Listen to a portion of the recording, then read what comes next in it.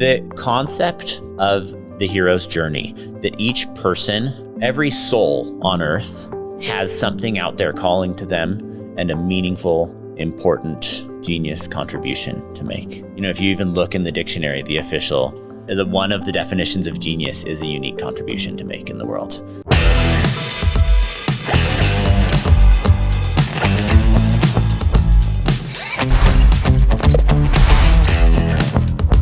Welcome back, everyone. I am Randy Sparks, and this is the Sparks of Gratitude podcast. We are grateful for you, and as you know, gratitude can save and change lives. Today, we have a special guest named Mr. Matt Clayton. Welcome to the show. Thank you. It's so fun to be here chatting with you, Randy. Yeah, well, we're really excited to hear what Matt has to say and his journey, his experiences with going from one career and finding his way onto another path and being surprised as anyone may have been through that process.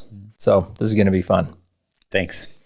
All right. Well, before we start learning about Mr. Matt here, remember, folks, the more people that like this, that subscribe to this, the more awesome guests that we can get. So please like it. Please join us for more of these along the way. We're excited to have you here.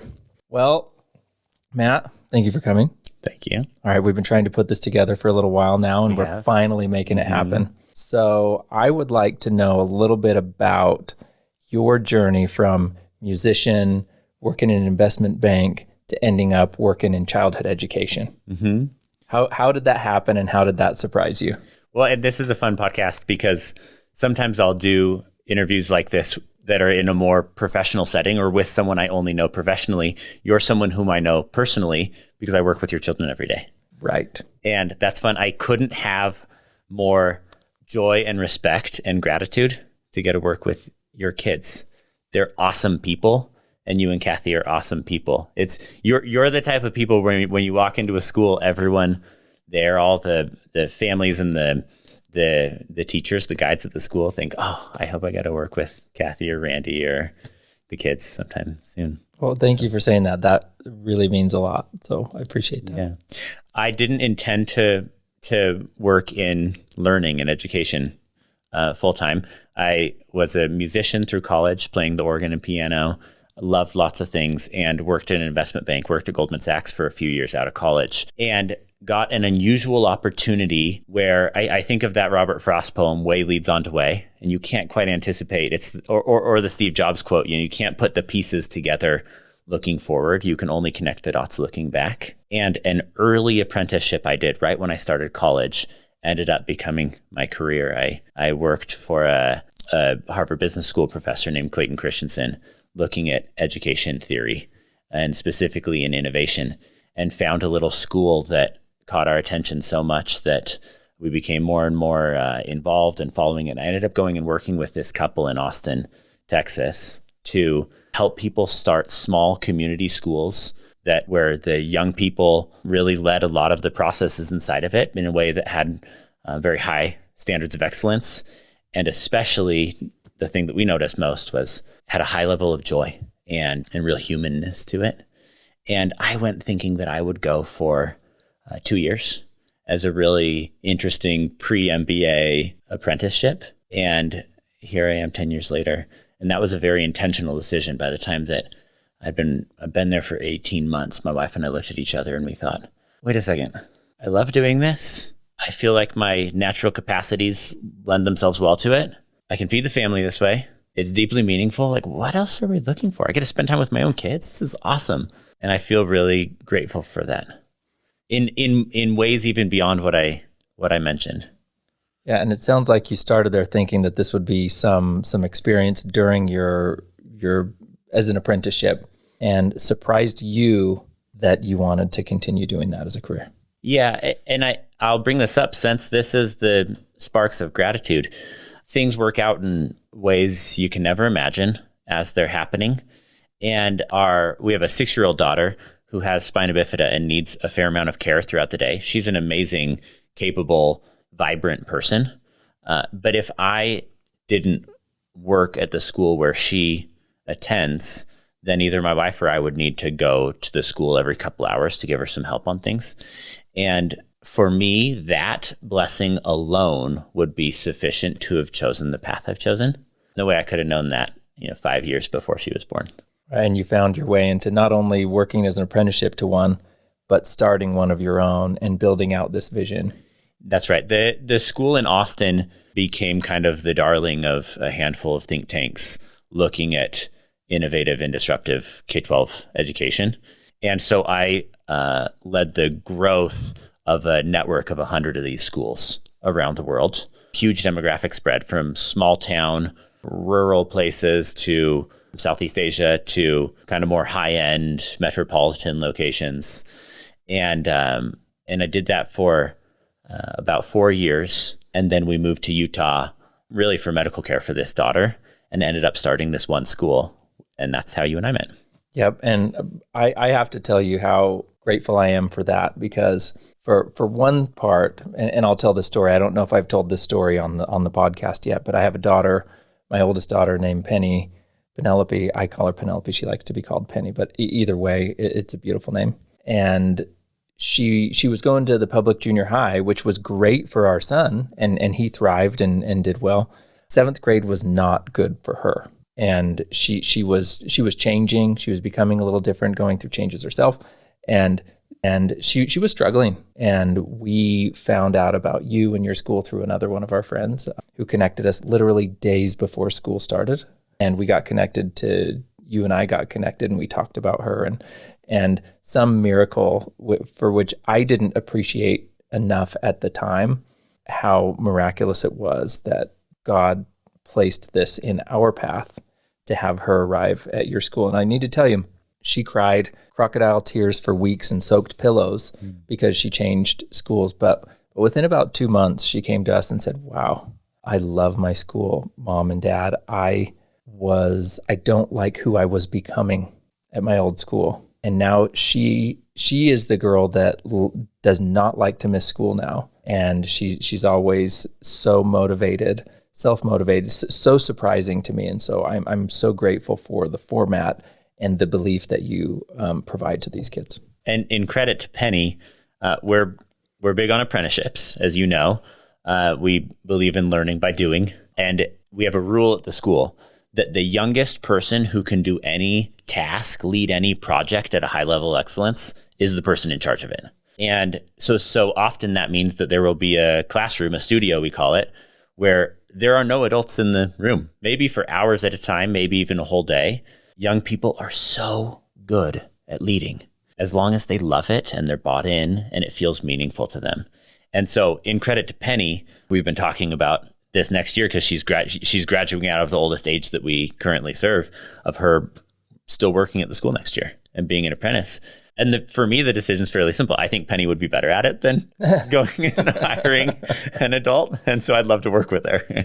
Well, still make her go through the full process of the application, but make it be formal. Again, in the application process, she'll be interviewed by a handful of adults and lots of young people of every age, from 7 to 15. So that's how we do our interviewing. So yeah, I love it so much. Well, hello, everyone. I want to thank you so much for listening to the Sparks of Gratitude podcast. If you like what you're listening to, will you please hit that like, subscribe to this, and tell us what you like about it in the comments. That'll help us get great guests and keep this thing going. Now back to our interview. You said something there that what these kids are capable of.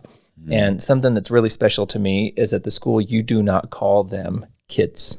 What do you call them? Heroes or just people. I just avoid any language that has a hierarchical or diminutive association to it, or even that reverts us in our brains back to like a traditional sit in your rows of desks instructional model. So I don't say students, I don't say kids, I say young people. I use their names.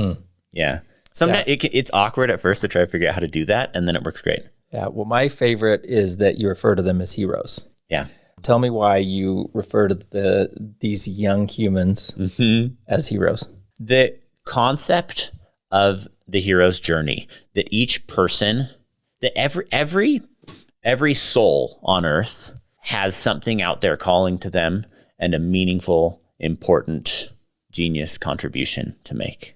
You know, if you even look in the dictionary, the official one of the definitions of genius is a unique contribution to make in the world. And that story, which of the hero's journey, which was sort of cataloged and described by Joseph Campbell, is something that resonates with children as young as 5 years old. This story that every person starts in sort of an ordinary world at their home with their parents or at their job or whatever it is, and then we'll hear some call to action that may come as just an invitation from someone or a feeling or a job opportunity, or for me, a very unusual job switch to leave an investment bank and work in an elementary school. And you kind of want to resist the call. And you can Google this. There's all sorts of wonderful maps of the diagrams of the hero's journey. But and these are stories. Every Lion King and Moana and Star Wars and Harry Potter. They all follow this pattern. And you usually initially resist the call in some way, but eventually you step into the unknown and accept the call. And along the way, you find fellow travelers and allies and enemies and increasingly hard challenges and tools and mentors until you get to like the crux of the problem.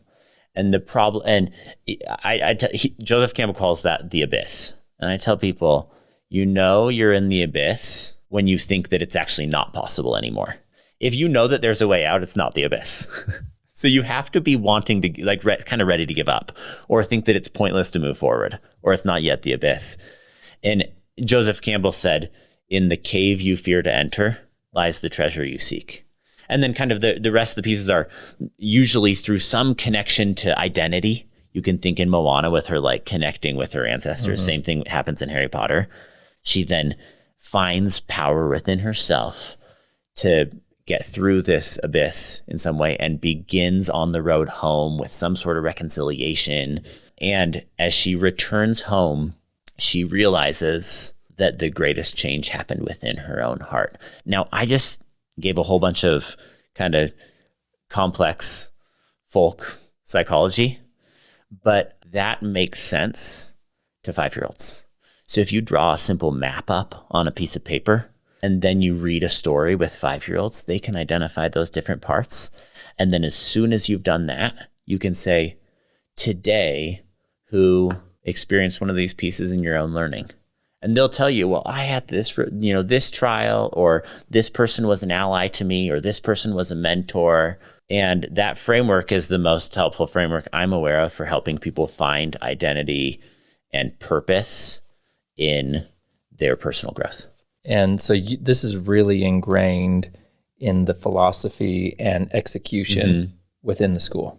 Deeply ingrained, yeah. And how young, you say, a 5-year-old will understand this. Well, how young are these heroes at the school? We start at late 3 years old. And the early days of Hero's Journey is much simpler. And then the mapping type of idea I just described, we would really do starting at about 7 years old, kind of the early elementary age, where there's a more disciplined process of reflection using this process or tool. And I want to finish this whole map of the hero's journey because you talked about finding the power and capacity within oneself to get through the abyss, the cave, and gain that treasure. Well, what happens next in the journey? Yeah, you can think of Frodo returning to the Shire. And the interesting thing is, like at the end of Harry Potter, I mean, spoiler alert a little bit, I guess, but like he's just at the train station again, dropping his child off. And that moment where he identifies that this growth happened inside his own heart, isn't that the coolest journey of all? Isn't that the coolest transformation of all? Where he returns, this is how I hear some people talk about it, is everything's the same, but nothing's the same. Yeah. And an old version of you has burned away, and a new version of you has come out of it. And that's why it's not the same anymore. This kind of awareness with children is really meaningful, because when you think, like, if you sit down with a group of parents and say, okay, when your child is 18 years old, what do you hope your child has become? And they really make a list. And sometimes it's helpful to give a few more specifics. What habits have become native to the way they approach life? What character traits describe who they are? what knowledge have they acquired, what skills have they developed, or ways to add value. And then sometimes to make it harder, I'll frame it in a Socratic question where they actually have to take a stand. And I'll say, if you can choose, let's see, your child can be kind, faithful, smart, choose two. And that's hard to do, especially when you think like that would mean that if you're going to choose kind and faithful, they're just dumb as rocks. I mean, they can't feed themselves, barely, and that's a hard trade-off to make, to think like, wow, they're going to be living on food stamps their whole life, but they're really nice and they love God, Anyway, when you have that kind of conversation with parents, the things that parents actually put at the top of their list are, I hope my child has a strong sense of who they are. I hope my child feels grateful. And I hope my child loves people. Those sorts of things. And if you tried it, this is what I love about like being involved in schools, that's like kind of where I get to spend my time, is like just designing a school around, how to have a great, help everyone read at a high grade level or something like that. It's like, it's really important, but much more interesting is how would you design a learning experience if truly your number one priority is that when people leave, they're kinder, or they're more aware of others' needs, or they're more willing to be leaders when it's socially uncomfortable to do so. And how do you move toward implementing that with these heroes? Yeah, I think in this kind of, I know, Randy, that you're a fan of some of these really cool innovators in education. Like one we've talked about before is Sugata Mitra, who did these, we can talk about that later if you want, but he did these experiments in India where he just kind of put a computer terminal up in a slum and let children start learning. No direction, no instruction. He just dropped it out there. Yep. And then observe what happens. Yeah. Yeah. And I think that we have sort of institutionally erased our memory as a community, as a people. How so? By having school structured so formally around secretarial skills, around reading, writing, arithmetic. Those are very important. Those are the foundation of becoming a learner in lots of different ways. But when you think of small community schools and neighborhood schools that would have happened pre-1900, 200 years ago and 300 years ago, how learning happened for all of the thousands of years before, naturally in the context of a family or sort of an extended family, you learn all these things about responsibility. You have to care for the younger sibling or cousin or whoever who needs a diaper change, or mom and dad are out in the fields.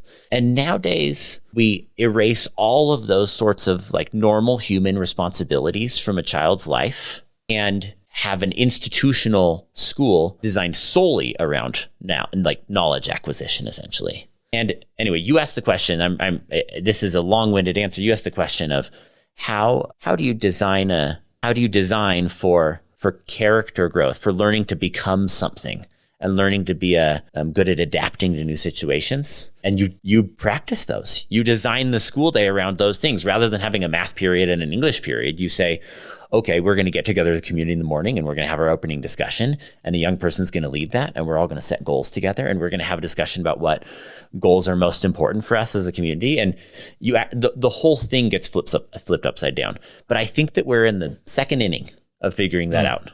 I think there's so much to figure out. We kind of have to unlearn what we've practiced for 100 years. Yeah. And so how often are you iterating, even in the last few years since the school's been around? Yeah, every day. And this school, for context, it has 150 young people in it. And so it feels just sort of like kind of like a church congregation in size or something. Everyone knows each other. And it's funny because it's pretty startup-y in a lot of ways. We're changing things all the time.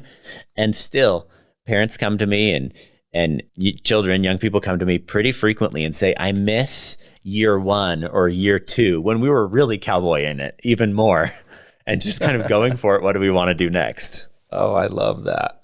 Well, you mentioned that one of the things that you do, and this is one of the topics I really wanted to chat about. Two of the main things I wanted to talk about was Hero's Journey, because it's just a framework that I believe everybody understands and experiences in that story and can identify with. and 2 is this discussion, something that you implement to practice these habits with the young heroes. So one of the things that I'm aware of that you do, and you mentioned it before, is Socratic questions, Socratic discussion. So what does that mean? How do you implement it from the youngest to some of the older junior high age kids at the school? Let's talk about this. This is fun. These are like cornerstone moments throughout the day, because there's lots of flexible work time throughout the day. But these are the times when we come together as a group and unite around something. And the rule for a Socratic discussion is you can't ask any questions that you know the answer to, or that you think you know the answer to. So who is the person whoever is leading facilitating it. There you go. And our style of these discussions is that there's one facilitator generally asking the questions. And probably, it depends on age for us right now, I'd say for the most part, that's probably half an adult, half a young person right now. And the questions could be about, I'd say about a third of the time, they have to do with something in the community, sort of town hall style. How can we be more effective as a team? So often that will be like, if we're going to be the most effective workplace in the world, I know we're only 10 years old on average here, but if we want to be more effective than the best Google office, which is more important for us? And we'd kind of have a handful of different options around tools. Like, would it be more helpful to have a completely silent, hour in the morning of work time to really get centered and focused? Or would it be more helpful to do, something else? Other times it will be focused specifically on the projects that we're doing. We do these big, extensive projects. And then other times it's focused on kind of role playing and moral dilemmas in history. Now, they can get very complex, and I can give an example of that. Please do. This is where I wanted to go. Yeah. It's kind of fun to think of the full spectrum from the simplest Socratic discussions. And my children are young, 8, 6, and 2. And so I practice these, like we do these sort of simple games at the dinner table every night.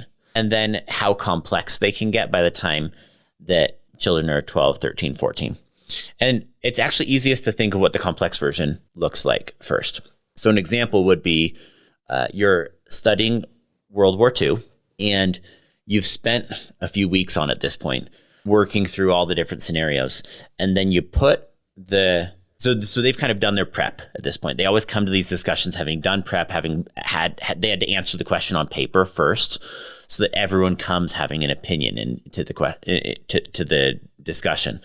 And then you say, okay, you are Harry Truman, and you give some data on how badly the war is going, how many people have died at this point.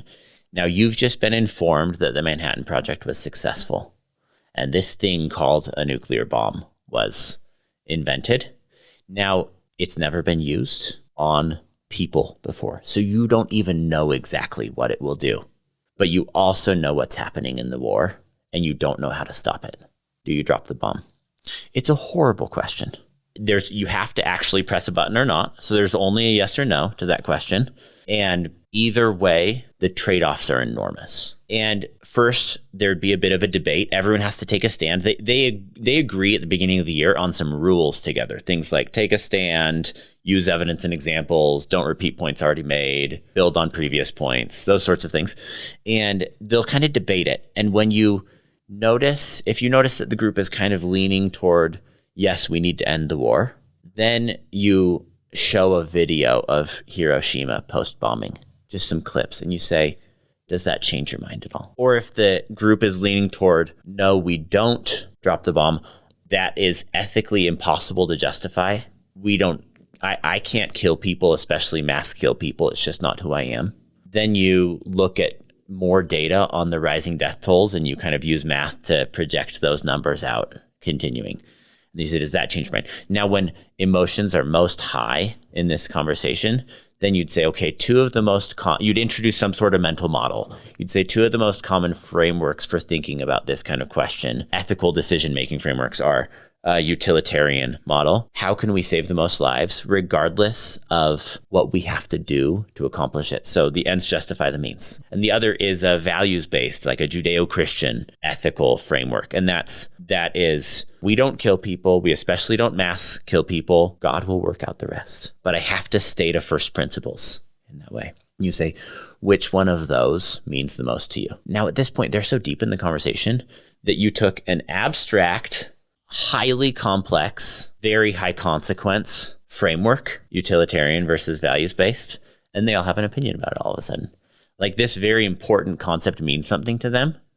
The opposite end of that spectrum is what you do with children, like young children. It's concrete, low consequence, like preference-based, very simple things, but you can practice the same skills. And so at different age levels through the school, you have these discussions a little bit differently, but you inject and challenge them to think through processes where the best ones, especially as the kids get older, are where there are no right answers.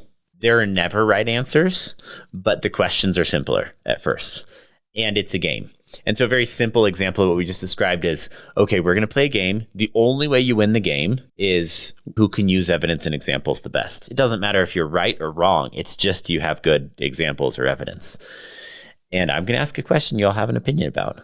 Now you look around the room as we go. We're going to set a timer for 9 minutes. And then you get a vote at the end who used evidence and examples the best. And the question could be, which are better, cats or dogs? But they're practicing the same skill set. Now, even simpler versions of this are, I play 20 questions with like 4 and 5-year-olds all the time. They love it. And they have to think categorically in the same way. So I think they're still building some of the same skills that way. What I see demonstrated in this is a profound belief in the capacity of young people to learn and do hard things and figure things out. To talk a little bit about that. I like thinking of this from a neuroscience perspective, that when a child arrives at what we'd say like traditional school age, 4 or 5 years old, they've already learned to walk and run. They've already learned to speak a new language from not speaking any language at all. They've learned all sorts of functional skills. They've learned how to feed themselves, take care of themselves in the bathroom. And then suddenly at 5 years old, it's like we cut that off. We're like, you do not know how to learn. They're master learners. They've learned so much in those first 5 years of life, we can barely describe it. And I don't remember the data on this, but I read somewhere that when babies are born, they have, and this is going to be off in scale, but they have something like 100 billion synapses in their brain. And a year later, they have 100 trillion. So for every one, they've created 1,000, which sort of like by implication means that the original synapses, all they are is the skill of learning. It's not actually any skills beyond how to develop skills, And so if you design around children love to learn, learning is one of life's greatest adventures. What's more fun than learning something and feeling that flow of learning something? And children are excited about that. Our job is to create a place where they don't lose that, not to teach them how to love learning. They all want to learn. And again, this brings us back to the whole concept of the hero's journey, where the whole point is to accept that call to adventure and to embrace it. And people resist that discomfort at the time, right? We resist the call, but then we accept the call and lean in. And the greatest adventure of your life. I went a week or so ago and saw Jordan Peterson give a lecture. And that was a major crux of his lecture was, lean in and to the adventure of your life, right? We're all on this journey and we're constantly going through the cycle of the hero's journey at every stage in life from youth. And he used this term that I want to keep repeating where you mentioned the map of the hero's journey, where you start at home and then you resist the call, but then you accept the call, cross the threshold, and you meet, friends and foes and guides along the way. And then you end up in the abyss. And then you eventually you have the treasure or the knowledge, or you've grown. And then there's the journey home and you return home, right? It's Harry Potter at the train station. It's Frodo back at and back end. It's all of those things, but they're the same and nothing's the same. Well, I used to think of that as a flat circular cycle, but it's not. It's a spring. It's a constant upward spiral in this more multidimensional view of becoming something greater than I once was. Something I love Jordan Peterson says about this same framework you just described is that everyone pretty much reinvents themselves at least once in life, like usually kind of as you enter adulthood, as you leave home, go to college, or start your career or something like that. Most people also kind of reinvent themselves again, maybe in their late 20s or early 30s, like often as they're starting a family. He says really unusual people find inside themselves the capacity to be open enough to reinvent again. Because reinventing's hard. You have to let all of the old. It's like, a snake shedding its skin. It's a sacrifice. That's painful. The concept. It's a painful sacrifice of something that you have in order to look up go into the abyss, to be reborn as something new. Yeah. You have to walk through the fire to do that. And he says, occasionally people will do it 3 times. And then sometimes you'll find someone who found the courage and willingness to walk the path and reinvent themselves 4 or 5 times, in their 60s, 70s, 80s, that sort of thing. Well, on that note, I know you've described to me in the past the experiences where you've gone through that yourself.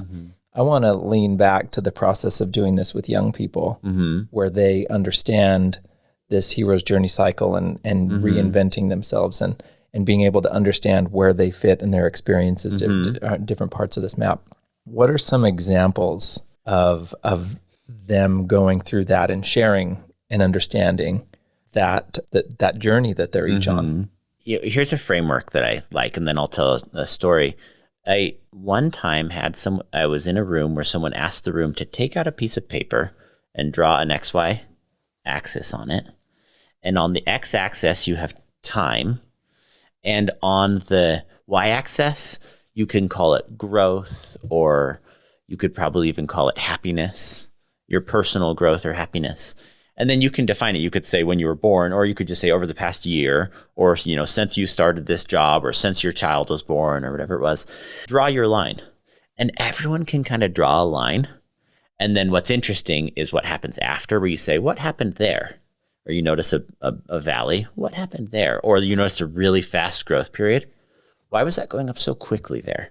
And people's ability for introspection in that way with the right tool is much higher than it would be otherwise. And my hope with working with young people, but it's the exact same as my hope working with myself or any adults that are at this school as well, is that we find a goal that really calls to us, that's really going to push us, and we go all in on it. And then we have the opportunity for reflection in that journey, in that arc of our journey at the end and throughout, to kind of pause and say, how did I change through that time? So we use the Socratic Discussions almost as like a live journaling session where you have this practice daily and weekly and monthly to reflect back and say, what happened? And can I even understand why some of that happened, or how, or those sorts of things? Yeah, the capacity that I notice in even the youngest of these children, these heroes, it's really impressive for them to see that someone older than them believes in them, that they're capable. And I see that evidence in a few things. One is that the Socratic discussion, their discussions among themselves, unguided with an adult. Yeah. I see things like character call-outs that I might have you talk about a little bit, peace talks that they're capable of having. And I've seen this evidence. Could you talk to me a little bit about those two things that you implement in the school that show how much value each of these young people put on positive character traits and accountability, and how they implement that? So you guys say something all the time, and you even have it on t-shirts for the school that it's, I solemnly swear. Yeah, we flipped the Harry Potter line, and it's I solemnly swear that I'm up to so much good. Yep. And when I see the kids repeat this, they just love it. They do it with so much enthusiasm, and they hold positive character traits really dear to their hearts, and they call that out to each other. So how do they do that? This is a process that works great with families. I think this is one of the practices that I see most frequently translate from school to home, this character call out process. And this is a process from the couple that I worked with in Austin. And at the end, it's very simple. At the end of a day or at the end of an experience, you say, who has a character call out? And then it's a script. You say, I have a character call out for blank. I saw them do blank. I would call that, and then you name the character trait. And so you'd say, I have a character call out for Randy. I saw him reach out to me consistently to let me know that he's always available for me as a friend. And I would call that noticing people. And people love doing it. It's actually a very easy one to implement. People are happy to do it immediately, people of every age. And it flips it boosts the feeling in a room and the connectedness of everyone very quickly. Yeah, and I've seen that translate from the school to my home with those character call-outs, and I love it. Another thing that was really special to me was something called a peace talk, which is something similar, but it has to do with kind of confronting a challenge and honesty and accountability. Can you talk a little bit about that? Sure. And this goes back to the concept that you said, what does it look like to try to design a school around habits and character traits and things like that, rather than around knowledge acquisition? And the way we actually design it is we use an idea from an author named Clark Aldrich, who's the coolest guy. And he said that schools should focus not just on learn to know, but also on learn to do, learn to be, and learn to learn. And when we look at our learning outcomes, we call them badges. We actually put it in 4 categories. And we want to make sure they're kind of equally weighted. We're trying to think about all 4 of those. And let's see, sorry, the question you just asked was? Peace talks. Peace talks. Peace talks might be the number one most important thing we do at school. Either that or taking care of our space. The children do all the cleaning. Talk about a gratitude practice. Studio maintenance, and they're all in charge. And I love it. They all take charge, and they do a great job. I don't know anything more important than cleaning up after yourself. Yeah, it's incredible for me to walk into the school at a certain hour of the day, and I see from 5-year-olds to whatever age to junior high students, and they're mopping the floors and they're moving the furniture and sweeping it back, wiping things up. It's beautiful. Yeah, learn to be clean. Yeah. That's a very simple, really important one. And learn to make peace with people. That might be the most important one we do. And the process is in each studio, we kind of have a little area that's a peace table. And there's just a little script that's laminated sitting on the table. And there's always 3 people involved in a peace talk. There's a facilitator and then the 2 individuals. And a lot of this process kind of comes from like a Native American talking stick type of process, with some of the kind of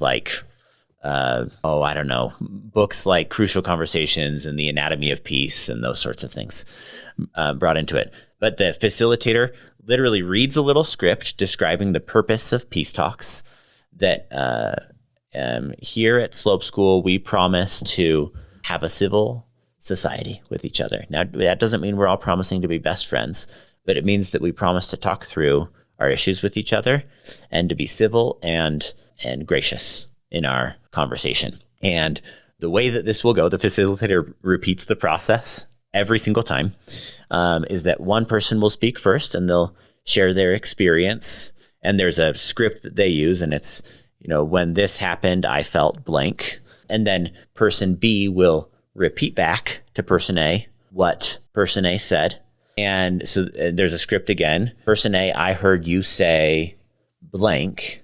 And then the facilitator says, person A, let's say this is Sarah and Bill. Sarah, did Bill really capture the essence of what you were trying to say? I usually ask it that way rather than did Bill restate effectively? I say, but did he really get to the heart of what you were trying to say? What did he miss? And Sarah might add something and Bill will add that until she says no, he really actually described what I was saying. Now the rule is Bill is not allowed to justify. He's not allowed to give his case. He's not even allowed to apologize at this point. Just hear Sarah. That's his job. And then when Sarah feels heard, We flip. Sorry. And Bill says the same thing, and Sarah repeats back. Now, by the time that both people feel understood, 90% of conflict is pretty resolved at this point. And so usually we'll kind of end by saying, is there anything that you want to apologize for, either of you? Are there any promises that either of you want to make to each other? And these processes happen, these peace talks happen, goes in waves, but maybe 2 a day, 3 a day. Early on, when first forming a community, an adult will facilitate the peace talk. But then we have a peace talk badge where you first earn the beginning parts of the badge by participating in peace talks, and then you earn the later parts of the badge by facilitating peace talks. And so later, it's a process that runs itself. Children do it with each other, and it's really beautiful. It's astoundingly effective. And the first time I experienced one was, again, where implementing something at the school was brought home, and my daughter invited her older brother to a peace talk. Who doesn't attend the school, and this is new to him, and so he had to needed to learn what a peace talk was and how it worked. I was blown away by how receptive he was to engage in that, and so we use that terminology at the house. We have peace talks. Even my wife and I, when we talk to each other, we use the format, and so it's really powerful. Humans crave structure. We also crave liberty. But it's the combination that we crave. Now, we want to opt in to structure. We don't want it imposed on us involuntarily. But what we want is liberty and then to create order out of chaos. And so why this applies is that in making peace, even in a marriage where we may be 10, and my wife and I have been married for 10 years, in 9 years and 9 months right now.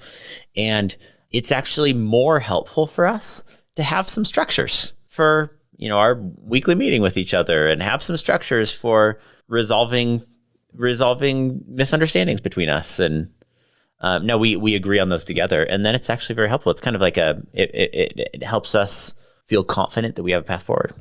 Yeah. And Kathy and I have, so we hit in 2 days, when this plays, it's going to be past now, but 2 days from the day of this recording, Kathy and I hit 20 years. Oh, amazing. And so we're excited about that. That happens this week. And congrats. I have to tell you something that I'm grateful for. Earlier in this conversation, you quoted more than one person, Steve Jobs and someone else, about measuring backwards and connecting the dots. I could start, when I look back and connect the dots of what she and I have learned alone in that struggle of committing to the conversation.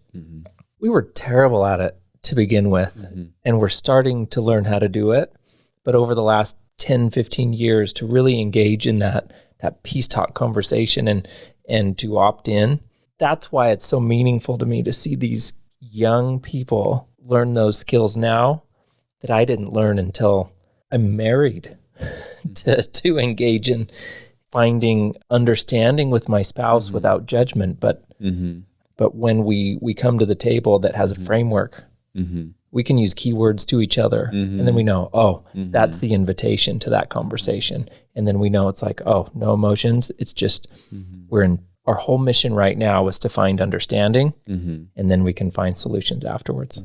So I love it so much. You two are examples to me in that way. I watch the way you strengthen and support each other and grow together. I think that's what I want right there. That is awesome.